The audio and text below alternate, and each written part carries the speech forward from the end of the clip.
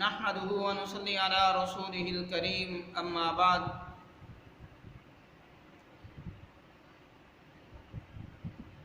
آج رمضان المبارک کا 29واں روزہ ہے۔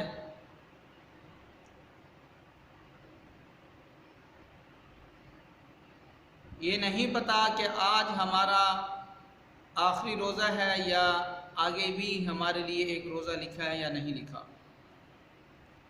لیکن یہ جو جتنی گھڑیاں باقی ہیں ان بقایا گھڑیوں میں ہمیں چاہیے کہ جو حدیث مبارکہ سے 4 عمل ثابت ہیں ہم وہ عمل کرنے والے بنیں۔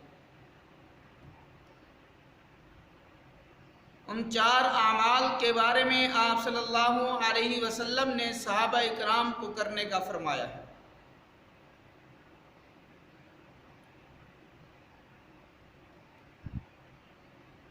ان 2 اعمال کا تعلق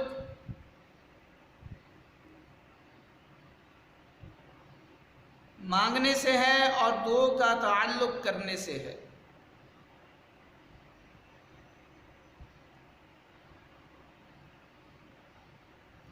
پہلے ہم وہ 2 اعمال بیان کریں گے جن کا تعلق اللہ رب العزت سے مانگنے کا ہے۔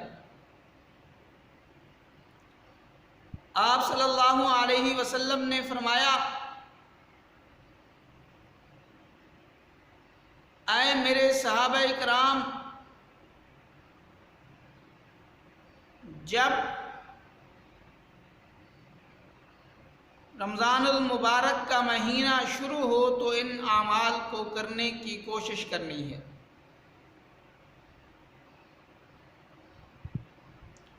اب وہ 4 اعمال ہیں کون سے؟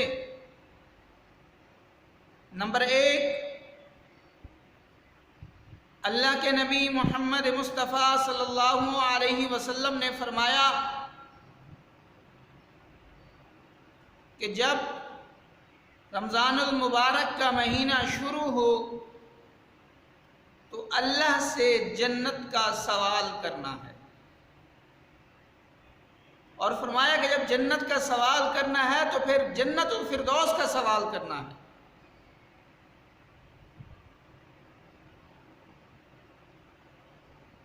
یہاں تک آیا ہے کہ جو 3 مرتبہ اللہ رب العزت سے جنت کا سوال کرتا ہے تو جنت کہتی ہے، اے اللہ اس کو جنت عطا کر دے۔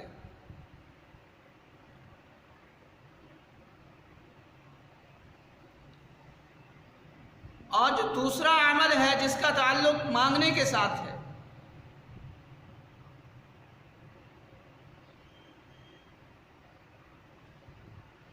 اللہ کے نبی محمد مصطفیٰ صلی اللہ علیہ وسلم نے ارشاد فرمایا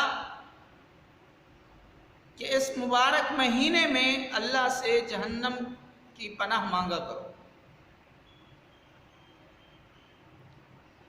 اور آپ صلی اللہ علیہ وسلم نے فرمایا کہ جب اللہ سے جہنم کی پناہ مانگنی ہے تو وہ اس طرح مانگنی ہے، اللہم اجرنی من النار، اللہم اجرنی من النار، اللہم اجرنی من النار۔ جب انسان جہنم سے پناہ مانگتا ہے تو جہنم کہتی ہے، اے اللہ یہ جو بندہ مجھ سے پناہ مانگ رہا ہے اس کو پناہ عطا کر دے۔ اور یہاں پر ایک بہت ہی بڑی زبردست بات ہے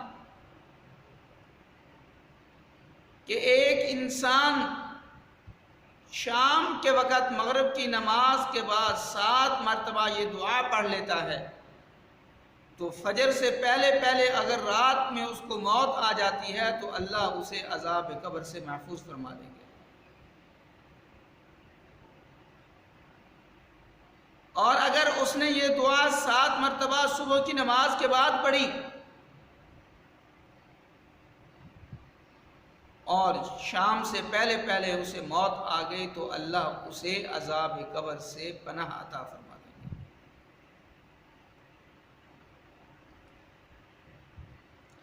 یہ 2 اعمال تھے جن کا تعلق اللہ رب العزت سے مانگنے کا تھا۔ اب ہم وہ 2 اعمال بیان کریں گے جن کا تعلق اللہ رب العزت کے ساتھ کرنے کا ہے۔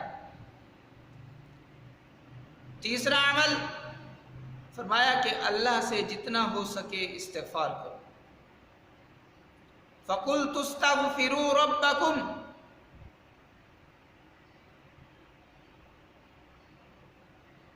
اور جو استغفار ہے، جب انسان اللہ کے سامنے اپنے گناہوں پر نادم اور شرمندہ ہو کر اپنا دامن پھیلاتا ہے تو اللہ اسے اس کے گناہوں کو معاف فرما دیتے ہیں. حضرت حسن بصری رحمۃ اللہ علیہ، ان کے پاس ایک آدمی آیا، اس نے کہا کہ میرے حالات ٹھیک نہیں ہیں. تو انہوں نے کہا کہ استغفار کرو. دوسرا آدمی آیا، اس نے کہا کہ گھر میں فاقے پڑے ہوئے ہیں، دعا کریں اللہ مجھے مال و دولت سے نوازے. تو حضرت حسن بصری رحمۃ اللہ علیہ نے فرمایا کہ استغفار کرو. پھر تیسرا بندہ آیا، اس نے کہا کہ میری اولاد نہیں ہے، میرے لیے دعا کریں اللہ مجھے اولاد سے نوازے. تو حضرت حسن بصری رحمۃ اللہ علیہ نے فرمایا کہ استغفار کرو. اب یہاں پر سوال مختلف ہیں لیکن جواب ایک ہے. ان کے شاگردوں میں سے ایک شاگرد نے پوچھا، حضرت یہ کیا ماجرا ہے کہ جو بھی آپ سے سوال کرتا ہے آپ اس کو استغفار کے بارے میں کہتے ہیں؟ تو حضرت حسن بصری رحمۃ اللہ علیہ نے فرمایا فَقُلْتُ اسْتَغْفِرُوا رَبَّكُمْ إِنَّهُ كَانَ غَفَّارًا. فرمایا کہ جب تم اللہ سے استغفار مانگو گے تو وہ بہت ہی بڑا رحیم کریم ہے، وہ گناہوں کو معاف فرما دے گا. پھر فرمایا يُرْسِلِ السَّمَاءَ عَلَيْكُمْ مِدْرَارًا، کہ جب انسان سچے دل کے ساتھ اللہ سے اپنے گناہوں کی معافی مانگتا ہے تو اللہ آسمان سے اس کے لیے بارشیں نازل فرماتے ہیں. جب انسان کو بارش کی ضرورت ہوگی اسی وقت برسے گی، اور جتنی ضرورت ہوگی اتنی برسے گی. اور اگر اس وقت بارش برسے کہ اگر انسان کو ضرورت ہی نہیں ہے، زمین پر فصلیں تیار ہیں، اگر اس وقت بارش برسے اور اتنی زور سے برسے اور یہی نعمت، پھر ہمارے لیے یہی عذاب بن جاتی ہے. کیوں؟ وجہ کیا ہے؟ یہ سارا معاملہ ہمارے گناہوں کا ہوتا ہے. پھر فرمایا وَيُمْدِدْكُمْ بِأَمْوَالٍ، کہ اللہ اسے مال و دولت سے بھی نوازتے ہیں، اللہ اسے بیٹوں سے بھی نوازتے ہیں. اور چوتھا جو عمل ہے وہ ہے لا الہ الا اللہ. جتنے بھی اب مبارک لمحات باقی ہیں، جتنی کثرت کے ساتھ ہم ان کلمات کو پڑھنے والے بنے. اب ہم نے لا الہ الا اللہ پڑھا ہے تو اس کا مطلب کیا ہے؟ اس سے ہم کس چیز کا اقرار کر رہے ہیں؟ ہم اس چیز کا اقرار کر رہے ہیں اے اللہ، اب ہم نے آپ کا کلمہ پڑھ لیا ہے، اب ہمارے لیے ضروری ہے کہ اب ہم ہی آپ کے احکامات کی فرما برداری کرنے والے بنے. اب ہم آپ ہی کے در پر آنے والے بنے. اب آپ کی طرف سے ہمارے اوپر جو احکامات نازل کیے گئے ہیں ان احکامات پر عمل کرنے والے بنے. اگر ہمیں بیماری ہے تو بیماری سے شفا مانگنے والے ہم آپ سے بنے. تنگ دستی ہے تو اس تنگ دستی سے نجات ہم آپ سے مانگیں. اولاد نہیں ہے تو اولاد والی نعمت ہم آپ سے مانگیں.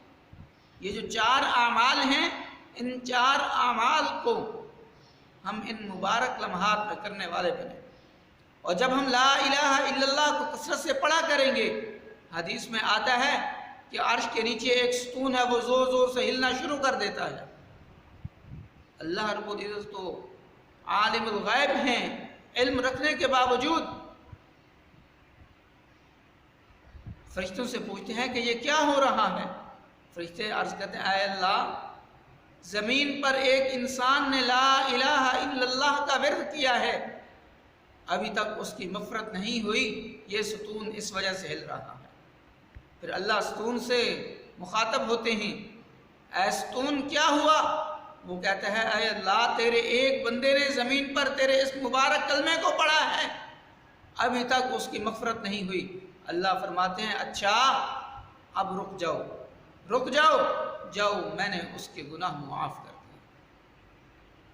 دعا ہے کہ اللہ رب العزت ان مبارک لمحات میں ہمیں یہ اعمال کرنے کی توفیق عطا فرمائے۔ وما علینا الا البلاغ۔